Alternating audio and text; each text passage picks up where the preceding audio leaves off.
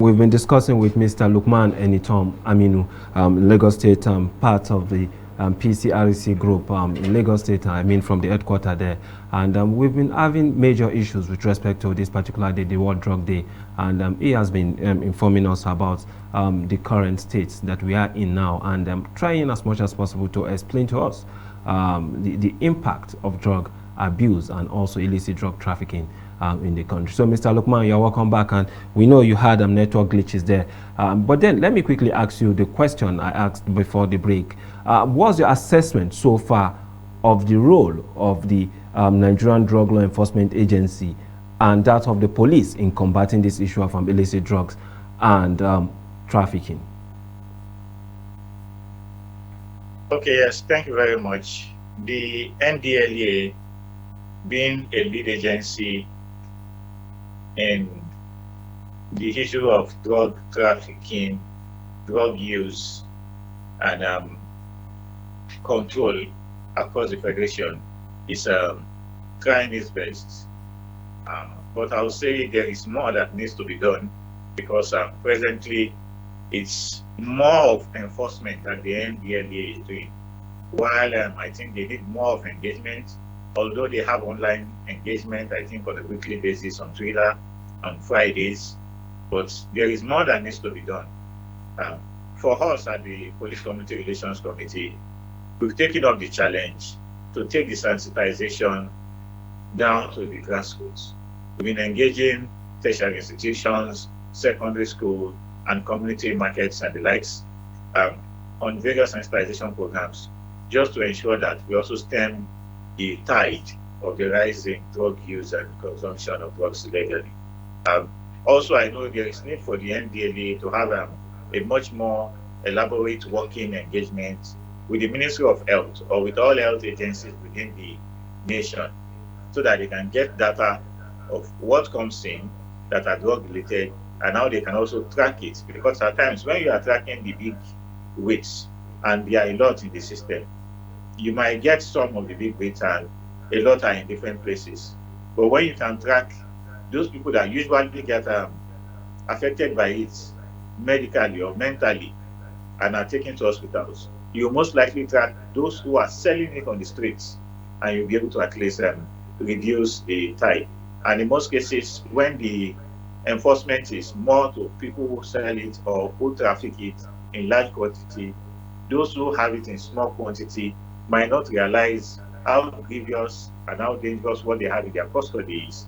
But when you target those who sell it also in small quantities, then most likely you'll be getting your message to the grassroots. Because naturally, when the enforcement team goes into any community, there'll be I'll say, fast news within that community, a very strong rumor within that community that Ndlea we are in today, and this and this and these places were places they touched, and these are the type of drugs in which we are getting out of that environment. However, there is more that needs to be done by the Ndlea. We will not rule that out. Also, all media agencies need to also work with the Ndlea. Just like I said, I know they are having a regular engagement on Fridays on Twitter. Media houses can also help them by reporting whatever is being discussed in their weekly engagements on the global media space. If it's in let's say our daily news, we just I mark 2-3 minutes to talk about drugs or drug abuse on a daily basis. I know the message is going to go far.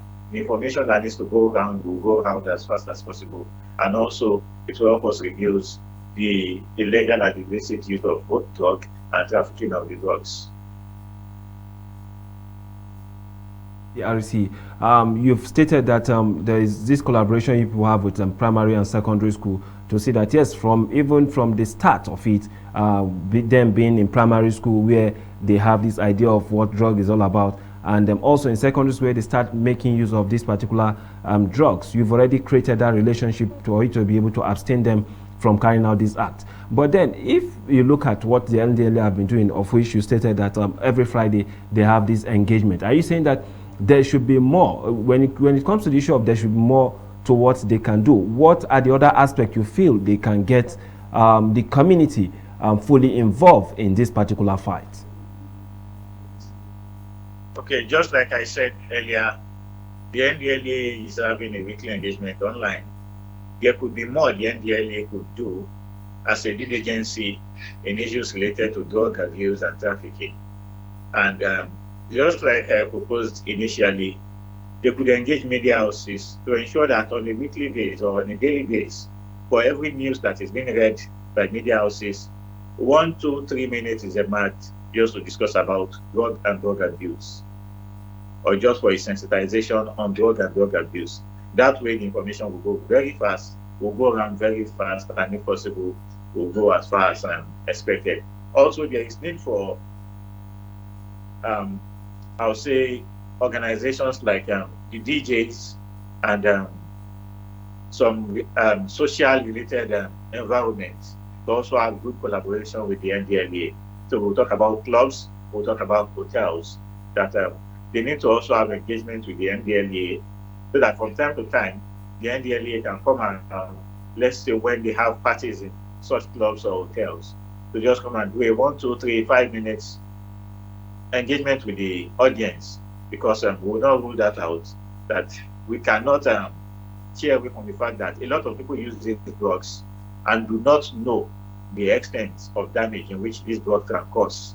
Just like I once said in a sensitization, these drugs can kill you as these drugs kills people. These drugs can make people mad as this drug can make you mad as these drugs have made people mad, and the likes and the likes. So people will just think we are just enjoying the sensation and that is all. They might not know that it will eventually get to a stage that it can either make them mad or either kill them. So at times there is need for continuous engagement with community stakeholders. And when we talk about community stakeholders, the market women, the chiefs and royal setting in the environment, and every major stakeholder. The school is also a stakeholder, and that is why for us at PCLC, Police Community Relations Committee, we've taken the school as a major stakeholder and the market as another stakeholder. The youth committee of the PCLC across the Federation is targeting the tertiary institution, secondary schools, and primary schools. That's our major focus for the youth committee. So we have a youth committee that focuses on those particular groups. And wherever we are going to discuss drug abuse with those particular set of people, in most cases, we do it with NDLEA.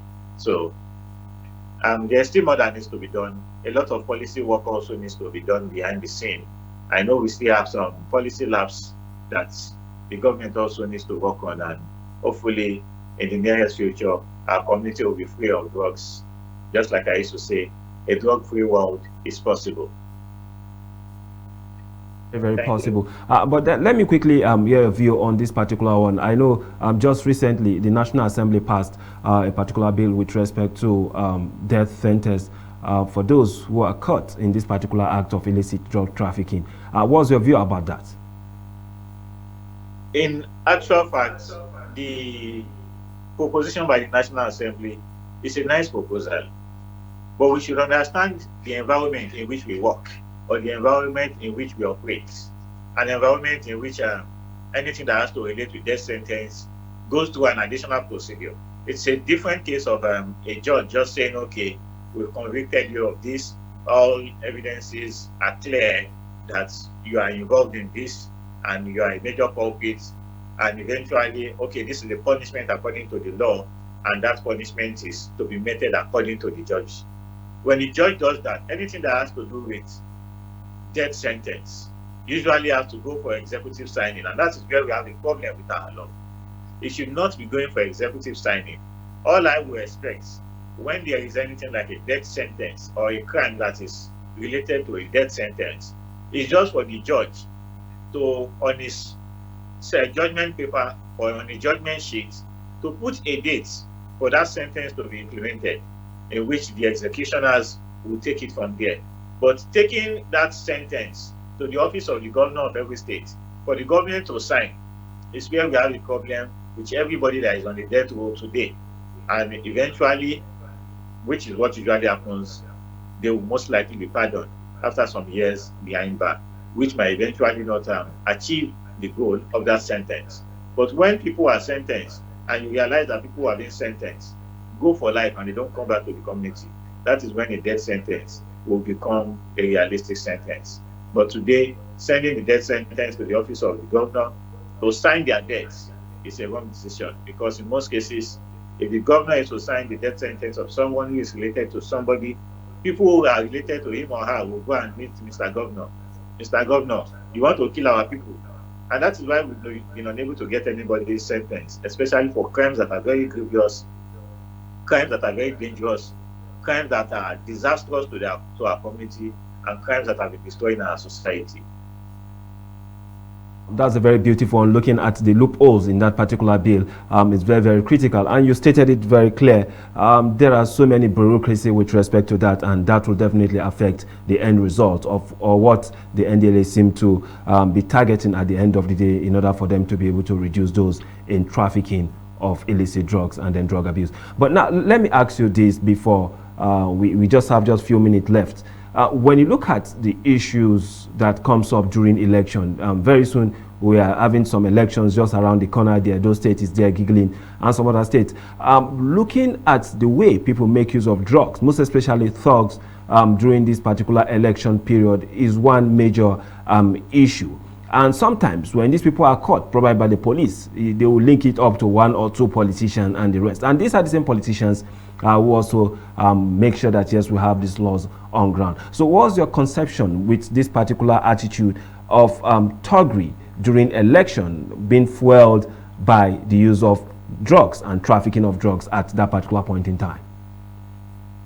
Well, the fact is, electoral violence and drug abuse has a very strong relationship, because it's not for a sane person to come into the community, see heavy security presence, and still feel he wants to make trouble in the presence of heavy security presence. So when you see such incidences, you know that whoever will be making trouble in such environment, will be causing mayhem in such environment, is someone who will most likely not be in his right state of mind. And that is why, for those to get, or for those touts to get out of their right state of mind, where in their right state of mind, they will be scared of the security agencies, they will be scared of being arrested, they will be scared of being taken behind bars. They will have to get something to make themselves high, and which is usually drugs. And that is where that point of, I'll say the middle point of that crisis.